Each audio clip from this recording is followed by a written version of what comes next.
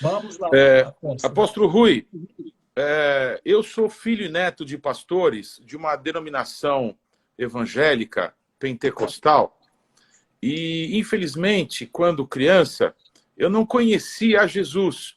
Eu conheci a estrutura da igreja, eu conheci as regras denominacionais. Estão me ouvindo bem? Sim, muito bem, muito Ok. bem. Eu era o melhor aluno da escola dominical. Eu, com 8 anos de idade, tinha sido alfabetizado pelo meu pai na Bíblia. Então, com 8 anos de idade, eu já tinha lido a Bíblia 2 vezes. Mas Oxe, a Bíblia não é um livro que você lê como qualquer outro livro, não é? A Bíblia é a revelação de uma só pessoa, a saber, Jesus Cristo. Então, eu conheci uma religião. A minha mãe mandava eu dizer na escola que eu era da religião protestante. Eu não sabia do que eu protestava. E quando eu tinha lá meus 15 anos, apóstolo Rui, eu já tinha idade de dizer que eu não queria mais ir à igreja. E para mim era ir à igreja. A igreja era um grupo, um prédio onde as pessoas se reuniam para ter uma liturgia.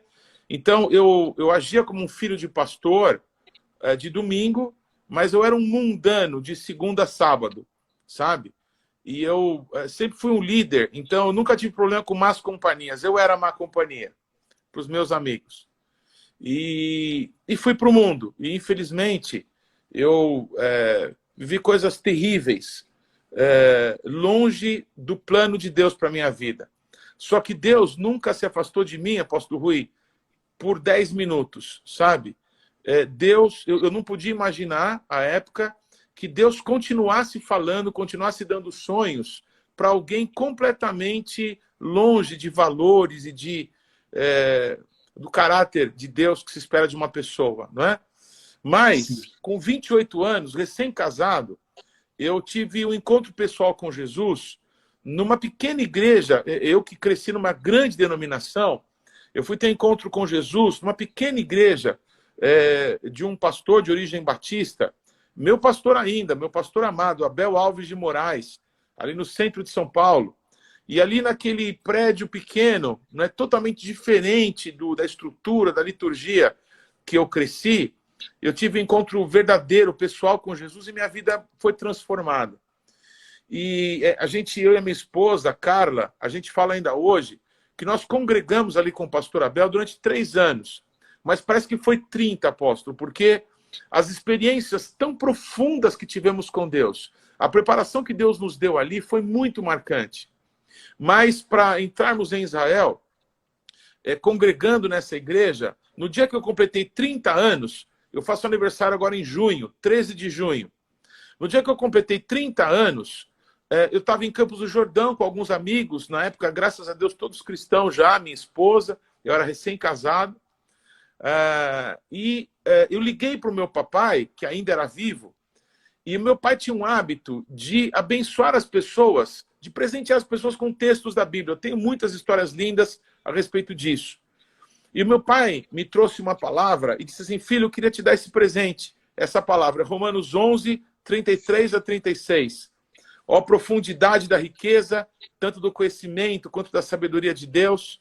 Né? Quem deu a Deus para que ele tenha que devolver, não é dele, por ele, para ele são todas as coisas, a ele, pois, a glória eternamente. Amém. Para mim, sempre fui muito apegado ao meu pai, era uma coisa maravilhosa ter aquele momento. Foi o primeiro aniversário, 30 anos, que eu passei longe do meu pai. Não é?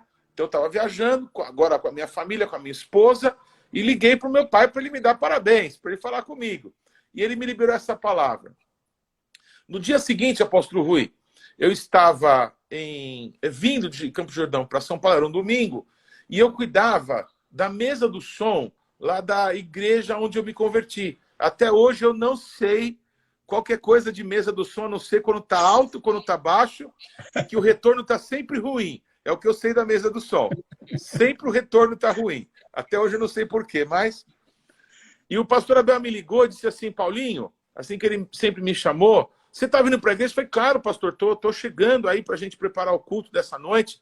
Ele falou assim: olha, vem correndo, porque hoje a gente vai receber um pastor judeu aqui na nossa igreja. Para encurtar a história, eu conheci uma pessoa nessa noite que infelizmente se dizia um pastor, mas era uma pessoa com uma vida muito complicada, e eu não quero entrar nesse mérito. Porém, uma judia de verdade, não que esse homem não fosse judeu, mas o caráter dele não era nada cristão.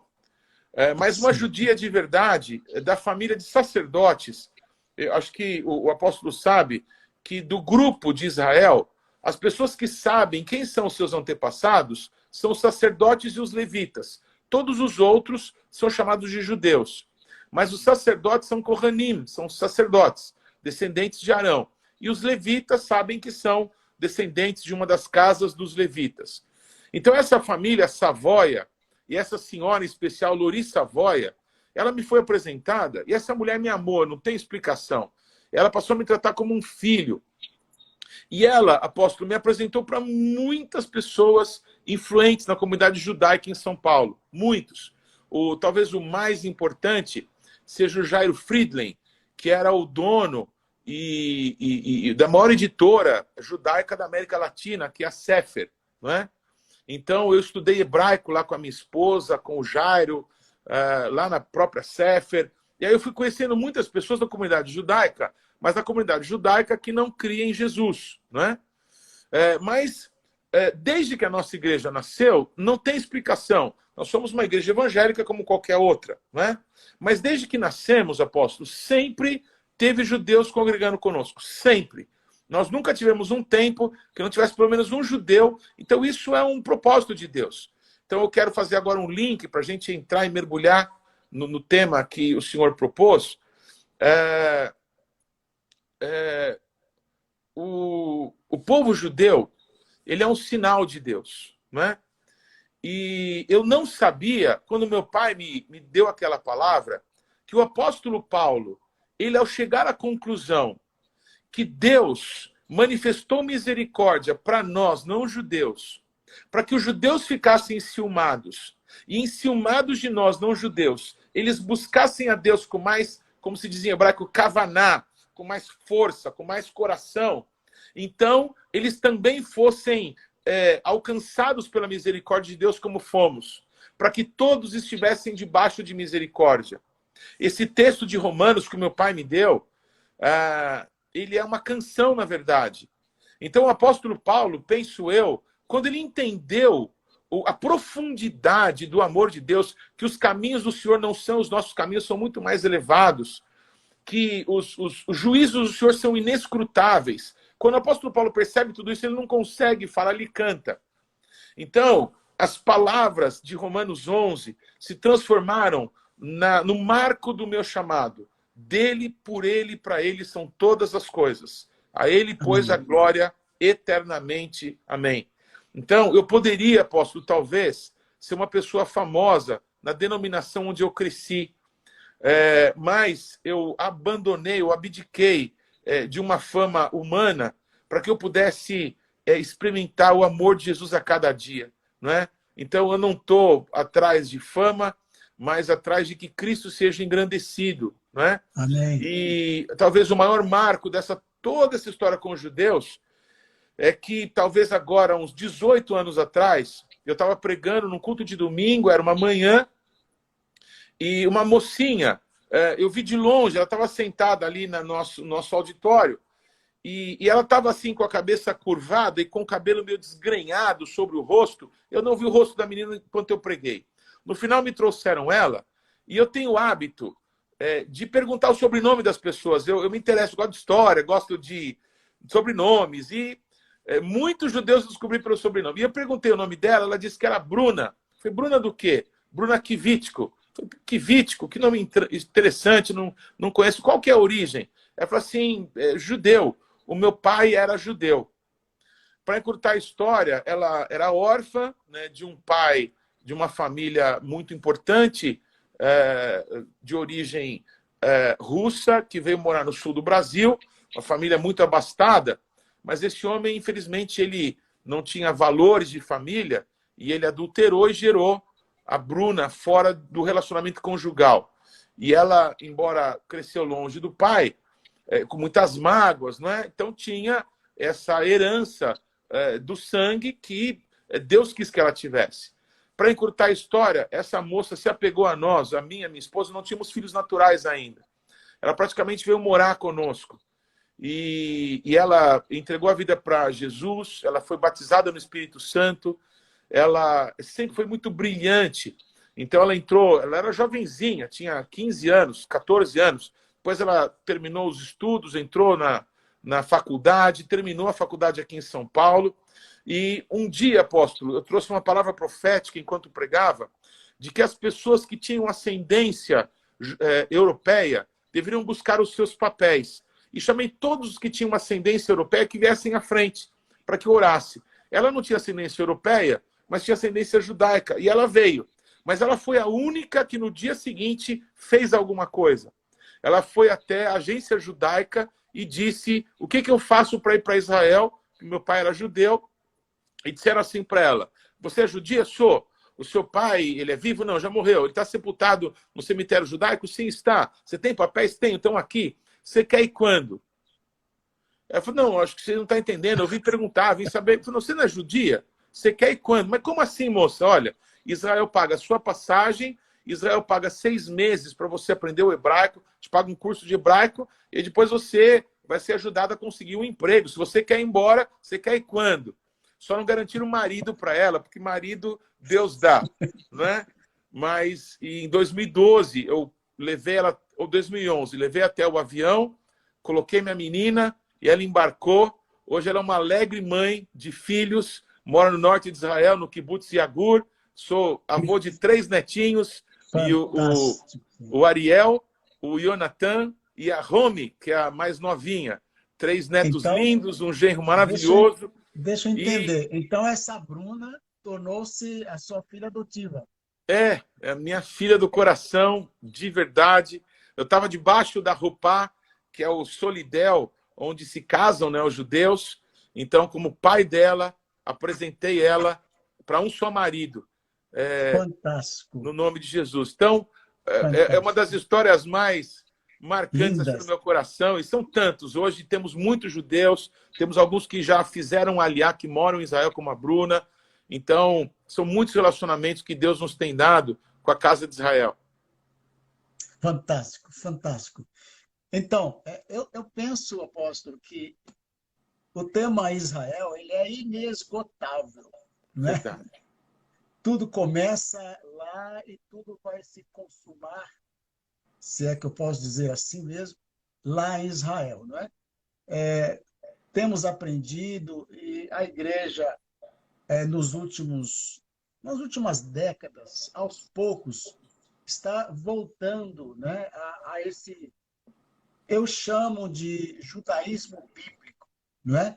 A voltar às raízes, porque eu faço diferença entre o judaísmo bíblico e o judaísmo rabínico, não é? Perfeito. E temos visto, inclusive eu tive a oportunidade de estar em Israel também algumas vezes, eu vi lá também a influência dos judeus messiânicos.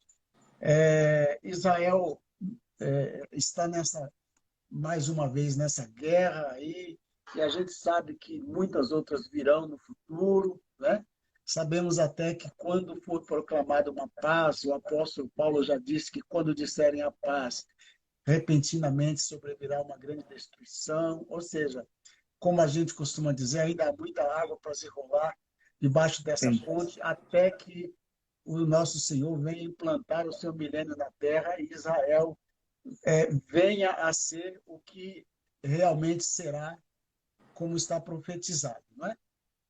E nós temos estudado, nós, a igreja, os teólogos, todos têm estudado Israel como um grande sinal de Deus, como você mesmo disse.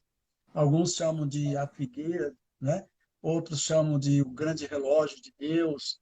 Eu vejo eu vejo as 7 festas bíblicas como o mapa mundi de Deus para a humanidade, né? A gente pode ler os acontecimentos que já foram, os que virão, através das festas.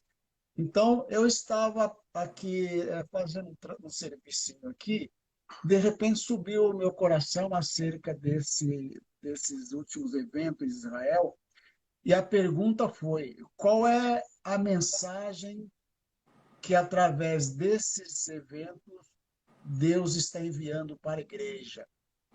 Ora, se a igreja segue no paralelo, né, tudo que acontece com Israel, no reino espiritual, de alguma maneira afeta a igreja, qual é a linguagem?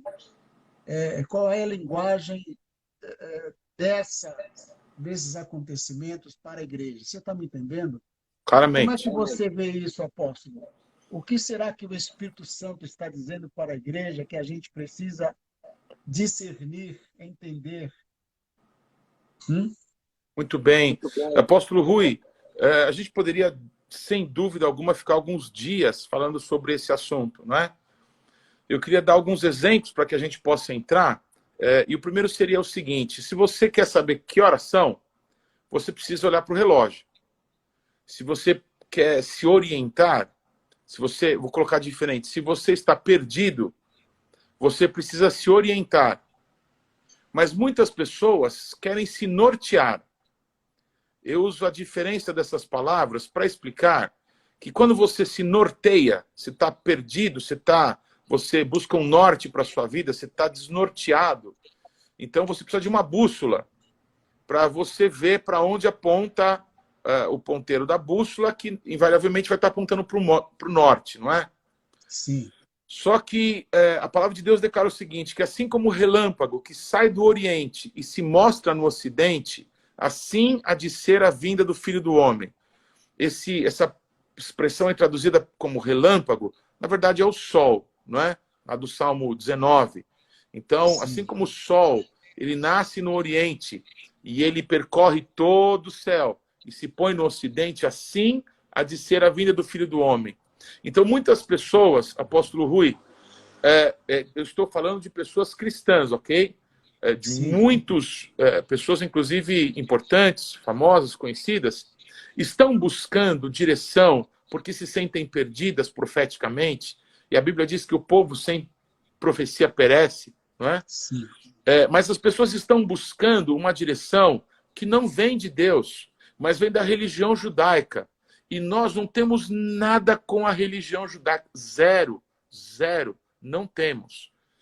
Eu tenho um amor que Deus colocou no meu coração pelo povo judeu religioso, aqueles que se vestem de preto, que furam os pneus dos carros, que te amaldiçoam visivelmente, que são violentos com pessoas que nós amamos. Essas pessoas que são odiosas, principalmente para aqueles que estão em Israel, crentes em Yeshua, Deus colocou amor no meu coração por essas pessoas, mas não aquilo que eles praticam, e não aquilo que a religião, como o senhor bem colocou, a religião rabínica, não é? Criou alguma coisa completamente distante de Deus. Como os cristãos, infelizmente, se desviaram de Deus, não é? Indo para Roma, desde que o Constantino se fez cabeça da igreja, a igreja sempre teve um só e sempre terá um só cabeça, a saber, Jesus Cristo de Nazaré, Yeshua HaMashiach. Assim como a igreja se desviou, Israel se desviou, não é? E assim como Deus tem trazido de novo a igreja para o centro da vontade de Deus, Deus também tem trazido Israel para o centro da sua vontade. E Deus nunca, nem na igreja, tampouco em Israel, que são as primícias, não é? Que são a raiz, nunca Deus deixou de ter o seu remanescente fiel. Deus nunca deixou de ter os seus. Num tempo em que o véu estava posto no coração e nos olhos de toda a nação, pessoas como Pedro, como Tiago, como Maria, como todos. O apóstolo, Tiago, irmão de Jesus, falando com Paulo, ali em Atos dos Apóstolos, ele dizia, quando ele orienta que Paulo faça ali todo o procedimento para purificação, por causa do voto, né, para que ele provasse para todo mundo que ele nunca abandonou a sua prática como judeu. Ele nunca deixou de ser judeu, pregando aos não-judeus. Ele sempre foi judeu. Então, Tiago diz assim, que havia em Jerusalém dezenas de milhares de judeus crentes em Jesus que guardavam a Torá. Em hebraico, essa expressão é que guardavam Moisés, né? A expressão em hebraico é Shomer Torá. Eram guardiões dos mandamentos de Deus para os judeus. Então Deus sempre teve os seus. O que acontece é que as coisas ligadas ao judaísmo, apóstolo Rudenberg, elas são muito fascinantes. E uma pessoa que serve a Jesus Cristo não se pode deixar levar por coisa alguma que lhe fascine, que lhe tire a noção e o vínculo que temos com a palavra da verdade, com o Espírito que testifica a palavra de Deus no nosso coração. Então, quando você lê as coisas rabínicas e tal, as festas, né, por exemplo, eles trocam o que a Bíblia diz, que é o primeiro mês do ano. Deus fala, lá em Êxodo 12, que o primeiro mês, o mês que Deus arrancou o povo do Egito e da casa da servidão, seria para o povo o primeiro mês do ano. A religião judaica troca o que Deus fala na Torá por aquilo que eles chamam de Rosh Hashanah, a cabeça do ano, que acontece mais ou menos em setembro, não é?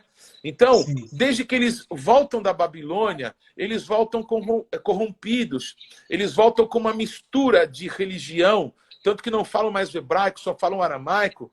Infelizmente, até os dias de hoje, se cumpre o que Deus falou para o profeta Daniel. Vão mudar os tempos e vão mudar as leis.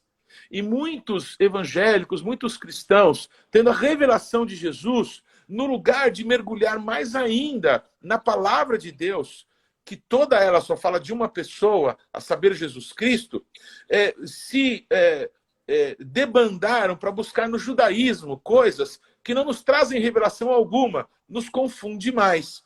Então, é um tempo, apóstolo Rudenberg, penso eu, que nós temos que voltar para a palavra de Deus, para a palavra da verdade, não é? Para aquilo que Deus falou através dos santos profetas e depois dos apóstolos, que apontavam para as coisas do tempo do fim. E uma delas, inquestionável, é que Israel, ela é um símbolo, é uma figura para todos os que servem a Deus. Não é? Como bem o irmão nos fez esse convite para esse programa. Um exemplo disso é que nesse mês, que é o primeiro mês do ano, se marca em Israel a estação que, inclusive, nós estamos agora vivendo. No hemisfério norte, onde você está, é primavera. Você está até com calor aí, não é? Isso. A palavra para primavera em hebraico é a palavra aviv. E aviv é um fenômeno da natureza que acontece em Israel quando os campos estão brancos para a colheita. Lembra que Jesus fala isso? Os campos estão brancos para a colheita, falando de uma colheita de vidas que ele queria, mas faltavam trabalhadores. Muito bem. Esse fenômeno em Israel é aviv, primavera. E ele é o fenômeno da cevada que está pronta para ser colhida, mas só pode ser colhida depois do primeiro dia de Pêssar, que seria o 16º, ou como quando Jesus morreu, o 17º dia do mês de Aviv, desse primeiro mês do ano, quando depois de ser consagrado o primeiro feixe de cevada a Deus, toda a colheita era liberada. Muito bem. O nosso Deus, para que nós possamos entender a que horas estamos, que tempo é esse, que hora estamos no relógio de Deus, ele não manda olhar para as estações, ele manda olhar para o chão, ele manda olhar para a terra de Israel, ele manda olhar para a cidade de Jerusalém, ele manda olhar para a figueira. Quando a figueira começa a dar os seus brotos, o verão está próximo. Mas quando ela dá frutos, o verão chegou. E a figueira, como disse Joel, vai dar fruto junto com a videira. Então, apóstolo Rudenberg, quando eu estou pregando aqui na nossa pequena congregação, não é? E aí, no nosso meio, tem judeus de verdade, não judeus descontentes com a igreja de Cristo, que põem o kippá na cabeça e inventam que são judeus. Não, judeus que cresceram não é, no judaísmo com as suas famílias, mas tiveram uma revelação de Jesus. Então, quando eu vejo pessoas das nações como nós sendo alcançados por Jesus, juntamente com os judeus, eu vejo a figueira e a videira começarem a dar frutos. Eu vejo que nós estamos bem adiantados no horário, não é? Então, urge que possamos olhar para Israel e possamos discernir o que Deus está nos dizendo agora, com tudo isso que está acontecendo. Eu não sei se eu consegui me explicar, apóstolo. Sim, está ótimo, está muito bom, profundo. Apóstolo, a questão da batalha espiritual, né? Temos pregado, temos ensinado, aprendido nesses últimos anos, últimas décadas, no Brasil acerca de guerra espiritual, batalha espiritual, né? Textos aquele como de Efésios 6, né? Perdão. Sim. Saltaram assim, e o povo começou a proclamar: nossa luta não é contra carne e sangue. Então, qual o paralelo que o apóstolo faz com esses acontecimentos, esses bombardeios que têm acontecido? Existe alguma linguagem, algum significado que se possa ser aplicado à igreja? Apóstolo, eu gostaria de me ater mais à própria situação de uma nação que acabou de sair de uma pandemia. Foi uma das nações que foi mais rigorosa com todo o controle populacional e agora estava com as portas abertas, já fazendo festas, a primavera chegou, estavam celebrando o Yom Yerushalayim e começou essa guerra, né? Porque quando falamos, sim, de guerra espiritual,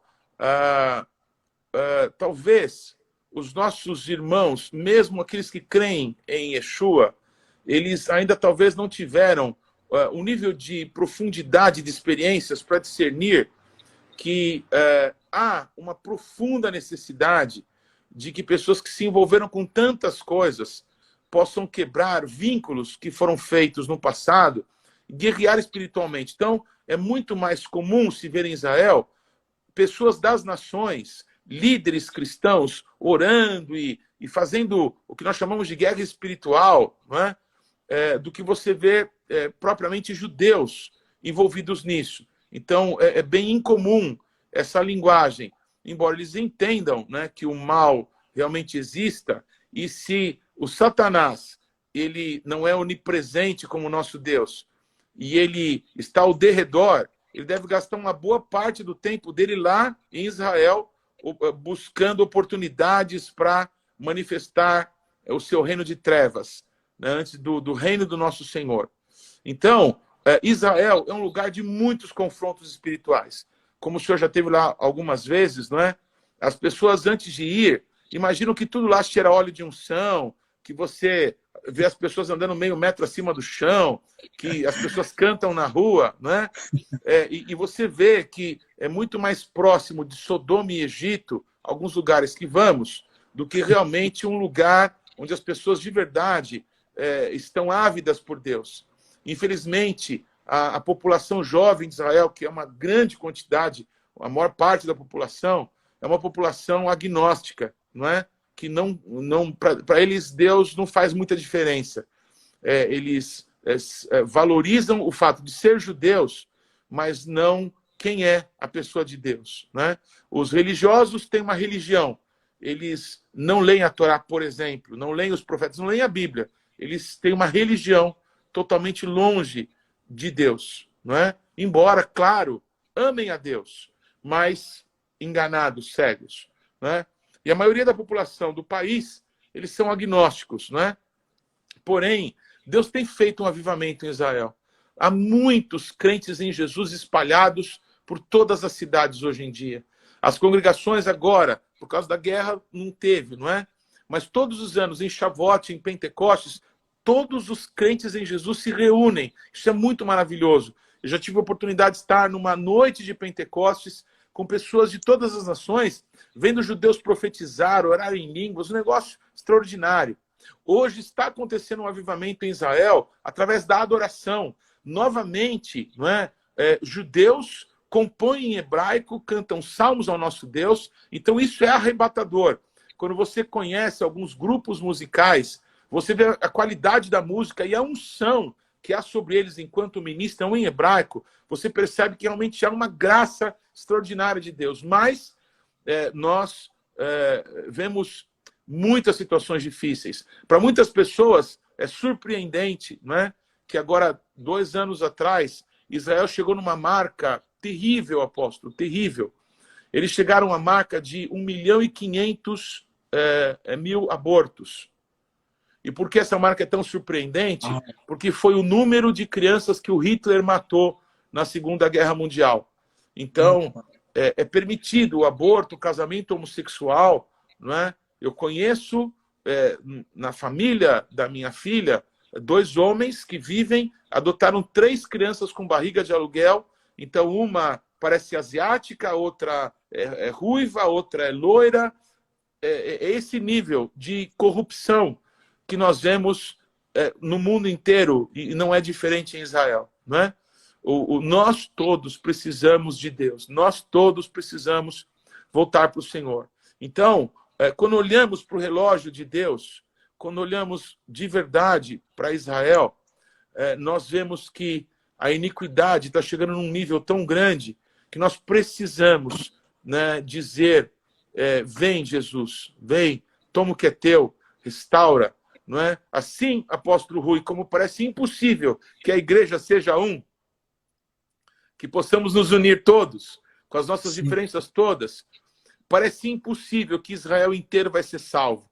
Mas essa não é uma obra nossa, graças a Deus. Não depende de nós, mas da palavra que o nosso Deus empenhou.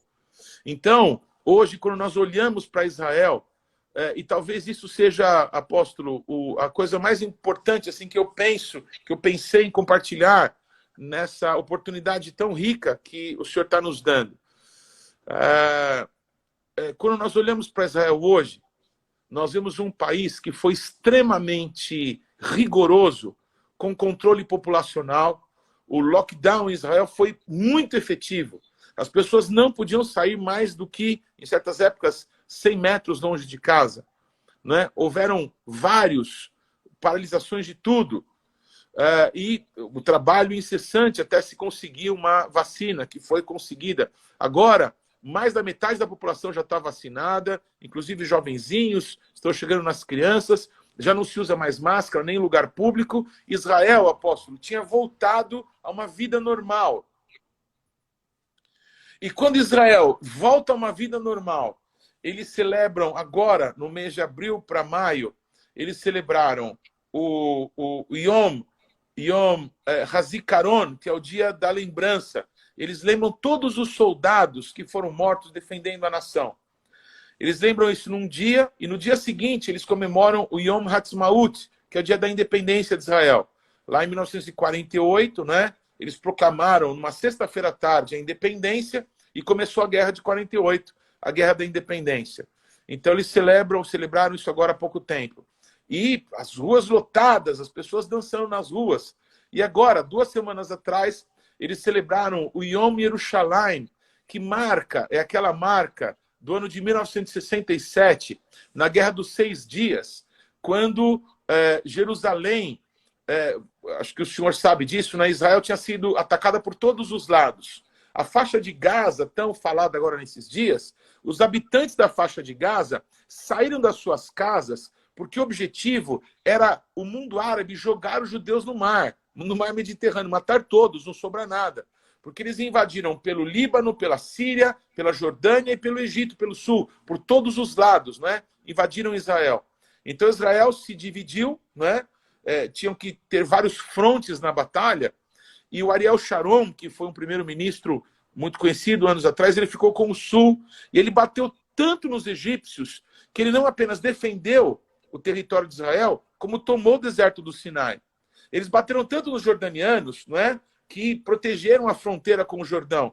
Eles bateram tanto nos sírios que eles tomaram as colinas do Golã. Eles tomaram parte do território do Líbano. Então Israel ganhou em todas as frontes. Mas a joia da coroa, não é aquilo que o rei Davi disse: Jerusalém, cidade unificada. Então, esse salmo é um salmo profético. Jerusalém era dividida entre árabes e judeus, não é? Mas quando houve essa guerra, um grupo de paraquedistas, eles desceram no Monte das Oliveiras, que hoje é um local onde tem muitos árabes, e eles passaram ali pelo cemitério, onde está o cemitério dos profetas Malaquias, o Hagai, o Ageu, o Zacarias, passaram ali pelo Monte das Oliveiras, passaram pelo Vale do Quidron, entraram pelas portas dos leões e não tinha defesa. Os árabes, os palestinos, né, como são chamados, eles largaram as armas porque viam soldados gigantes acompanhando o exército de Israel. Os judeus, sem tomar tiro, entraram pela porta dos leões e foram até o muro. E depois de 2000 anos, eles de novo adoram a Deus lá no Monte Sião, tendo, na verdade, no Monte Moriá, que é ali, não é? Tendo a posse, o domínio. Eles hasteiam a bandeira de Israel no monte do templo. Eles poderiam ter destruído a cúpula dourada, mas ficaram ali com medo de provocar algo pior e não fizeram isso. Naquele dia, Jerusalém foi unificada. Então, o dia de Jerusalém é o dia que aconteceu no dia 7 de junho de 1967. E agora, apóstolo, nessa semana passada, quando Israel completava 54 anos dessa reunificação de Jerusalém, começaram a queimar no monte do templo uma árvore encostada no muro, um incêndio alto, e começaram os ataques. O Hamas, que é esse grupo terrorista que controla a faixa de Gaza, não é?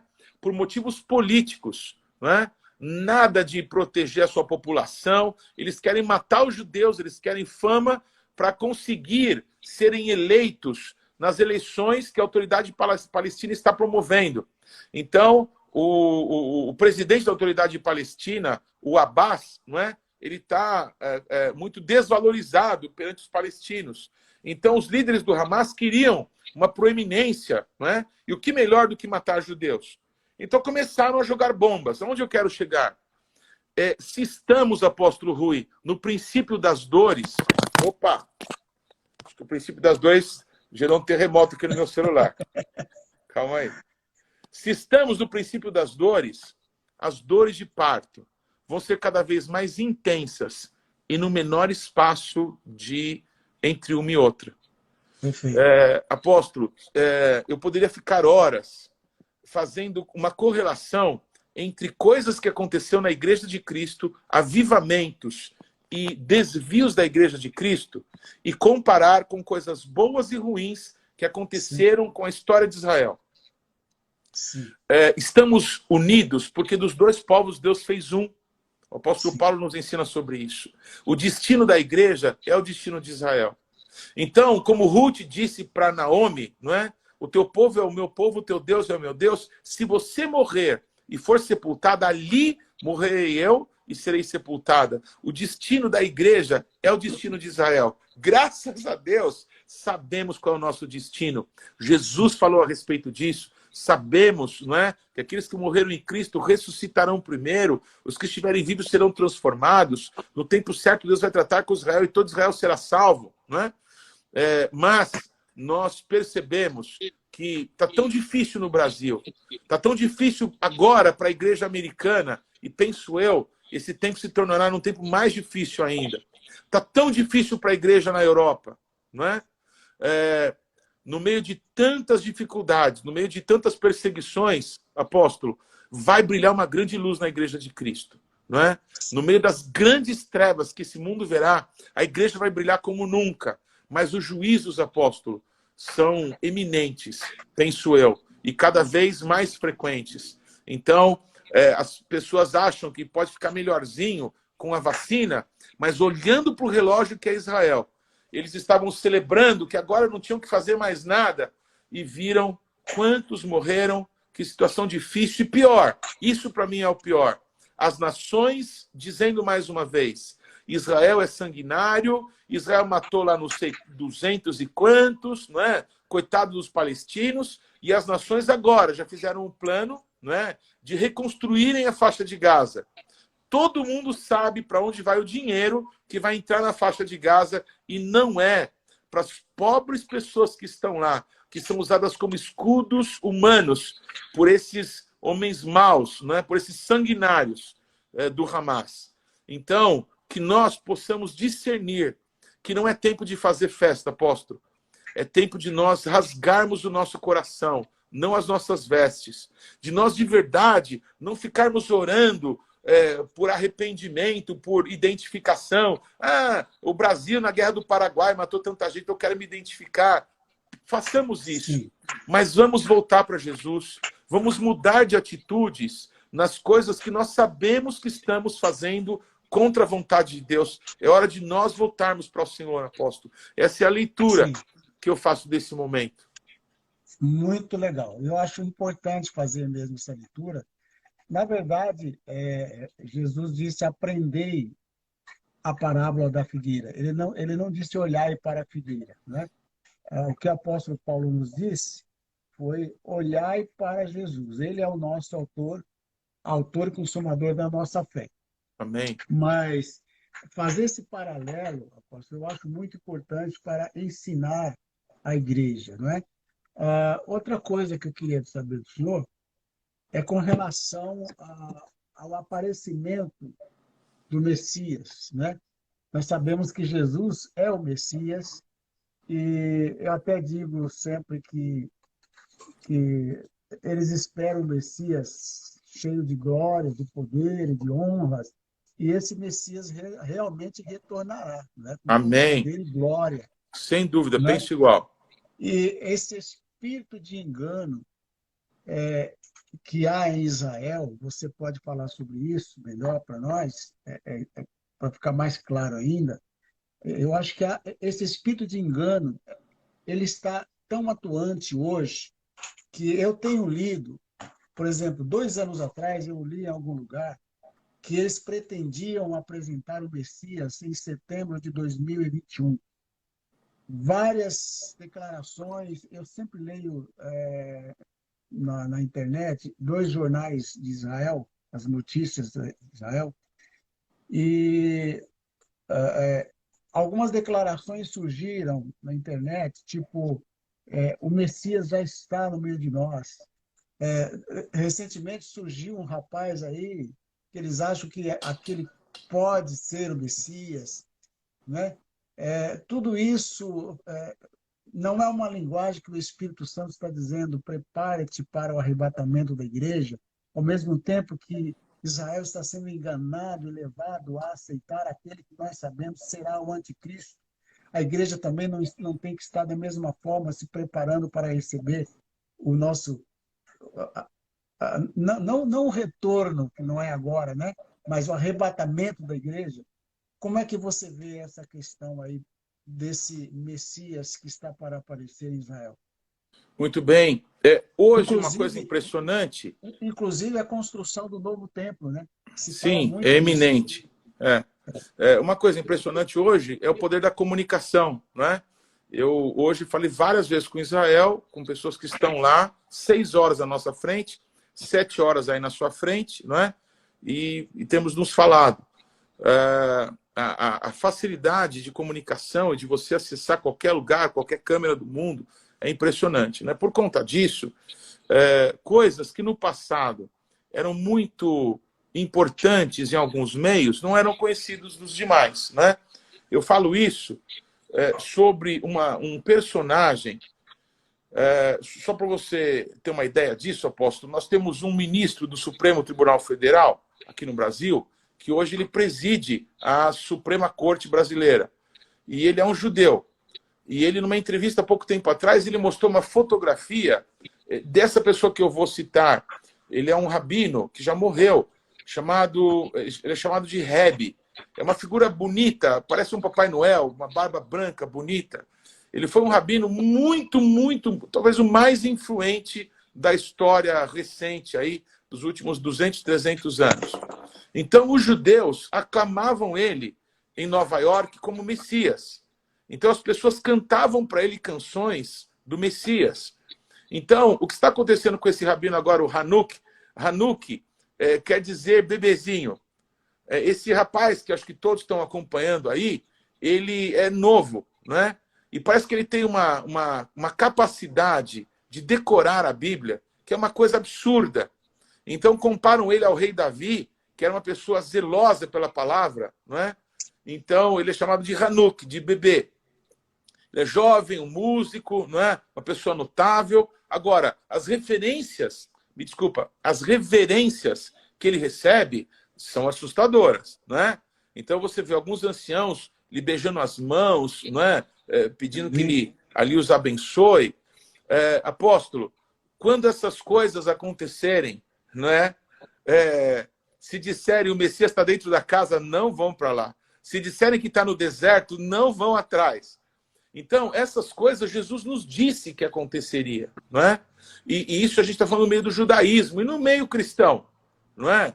Quantos falsos cristos, quantos falsos apóstolos, não é?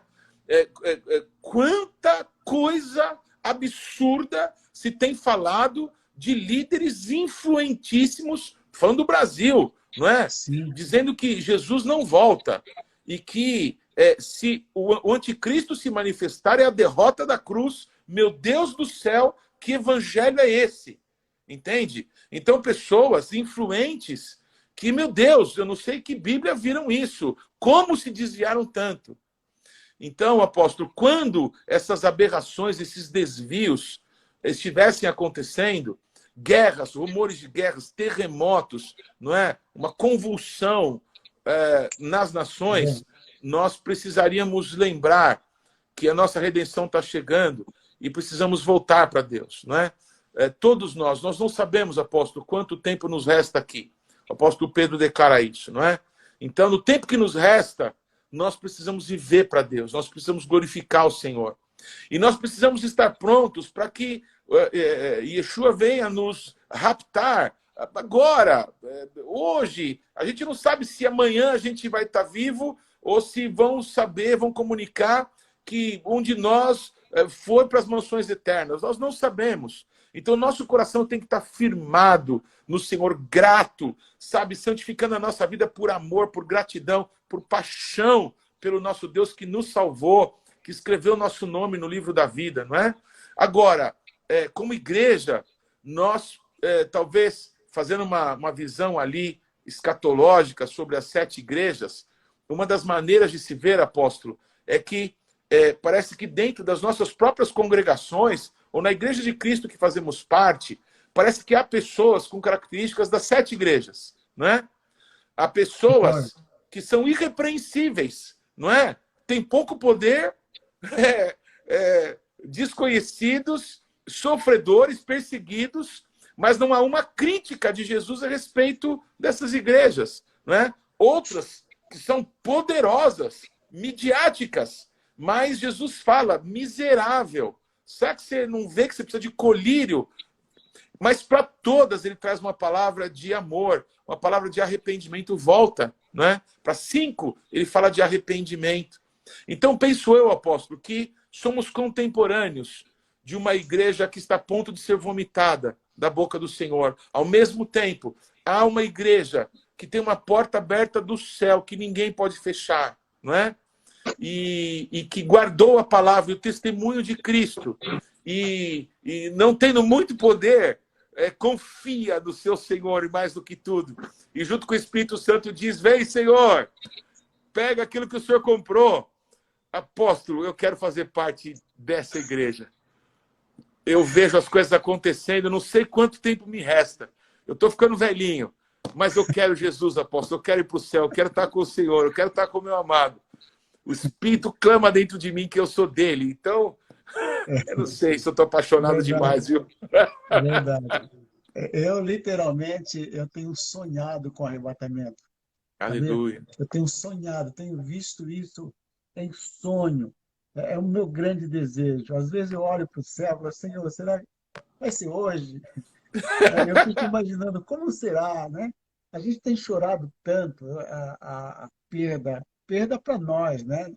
De pessoas tão preciosas como no início eu referi aí ao Paulo apóstolo Tércio. Paulo Tércio, né? Meu Deus, Ele era nosso amigo tão querido. da igreja aqui da minha filha, onde minha filha trabalha como pastora, com meu genro, né? E ele orou por mim aqui 2 anos atrás, eu fui curado, rapaz. Aleluia. Curado. Eu tinha umas dores assim da cintura para baixo, nas pernas. Fiquei 13 anos. E um dia antes, ele estava aqui, uma noite antes, eu pensei que eu estava com câncer nas pernas. Então, ele estava ministrando, eu procurei ele orou por mim, fui curado 2 anos atrás. Então, a gente chorou, né? Aí eu fico imaginando assim, como será, né?